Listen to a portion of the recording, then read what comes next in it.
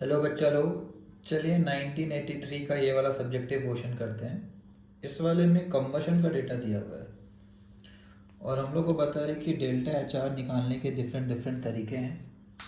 सबसे पहले हमने देखा फॉर्मेशन वाला का डेटा दिया हुआ है सारे रिएक्टेंट और प्रोडक्ट का, तो प्रोडक्ट माइनस रिएक्टेंट करने से हो जाता है अगर ये फॉर्मेशन डेटा दिया हुआ है। फिर हमने ये भी देखा कि अगर बॉन्ड एनर्जी दिया हुआ है तो रिएक्टेंट माइनस प्रोडक्ट सारा बॉन्ड एनर्जी करने से हो जाता है। वैसे ही अगर कंबशन भी दिया हुआ है तो रिएक्टेंट माइनस प्रोडक्ट कंबशन वाला सारा डेटा करने से आंसर आ जाता है। तो जैसे इसमें लिखा हुआ है heat of formation of C2H2, तो C2H2 फॉर्म करने के लिए क्या रिएक्शन अपने को चाहिए होगा? C2H2 RHS में, ठीक, कार्बन से फॉर्म होना चाहिए और हाइड्रोजन से फॉर्म होना चाहिए, एलिमेंट से ही फॉर्म होना चाहिए। अब इसको अपन बैलेंस करना है, कर लेते हैं बैलेंस। तो यहाँ पे अपने को ये लगेगा, हो गया, ठीक है। इसी को अपन बोलते हैं फॉर्मेशन रिएक्शन। तो इसका कुछ डेल्टा एच आर होगा, हर रिएक्शन का कोई डेल्टा एच आर होगा, जिसको फॉर्मेशन भी बोल सकते हैं, delta H F. But delta H R निकालने के डिफरेंट डिफरेंट फॉर्मूले अपने पास। क्या अपने पास तीनों स्पेसीज का कंबशन डेटा है? बिल्कुल है, C2H2 का भी है, ग्रेफाइट का भी है, हाइड्रोजन का भी है। तो क्या लिख सकते हैं? टू टाइम्स ऑफ कार्बन का डेटा प्लस हाइड्रोजन का डेटा, है ना, कंबशन वाला, माइनस इसमें C2H2 का डेटा कर देंगे कंबशन वाला अगर दिया हुआ है तो, इजिकल टू अपना हो जाएगा डेल्टा एच आर, जो कि अपना डेल्टा एच एफ भी है, यहाँ पे हीट ऑफ फॉर्मेशन बोलिए, डेल्टा एच आर बोलिए। तो स्पेसिफिकली इस एक्सप्रेशन या फिर इस रिएक्शन का नाम है कंबशन रिएक्शन, फॉर्मेशन रिएक्शन। लेकिन डेल्टा एच आर तो किसी को भी बोल ही सकते हैं, किसी भी रिएक्शन का जो हीट होता है उसको डेल्टा एच आर बोला जा सकता है, ठीक। तो ये रहा अपना इक्वेशन। तो 2 टाइम्स ऑफ C, तो 2 टाइम्स ऑफ 94, तो 94 दो बार, प्लस H2, H2 कितनी बार? देखिए H2 का कहाँ है डेटा? 68, तो 68 प्लस कर देते हैं, माइनस C2H2 का कंबशन वाला डेटा वो कितना है? 310.62 किलो कैलोरी। यही अपने को आंसर दे देगा। तो 188 प्लस 68, ये आ रहा है 256।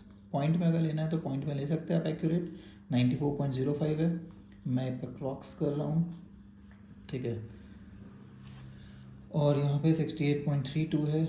अगर आपको पॉइंट में लेना है तो पॉइंट में ले लीजिए, तो ये अप्रॉक्स इतना आएगा, माइनस 310.62, यहाँ पे भी हो गया 0.62, ठीक है। तो this is coming as minus में, क्योंकि 310 बड़ा है, 54.2 किलो कैलोरी, ठीक है। ये हो गया अपना सॉल्यूशन। देखिए इस क्वेश्चन को ना कोई हेस लॉ से भी कर सकता है। क्विकली मैं आपको एक एडिटर दे देता हूँ उसका, हेस लॉ से कैसे करते हैं। तो फटाफट देखिए हेस लॉ का जो कंबशन वाला डेटा दिया हुआ है, ठीक। तो आपने अगर सबका कंबशन रिएक्शन लिख लिया, बैलेंस रिएक्शन होना चाहिए, ठीक। इसका डेल्टा एच एस दिया हुआ है 62। सेकेंड कंबशन किसका दिया हुआ है? C+O2 फॉर्म्स CO2, जिसका डेल्टा एच अपने को दिया हुआ है 94.05 किलो कैलोरी में सारा डेटा। फिर H2 का कंबशन दिया हुआ है ना, इसका दिया हुआ है 68.32।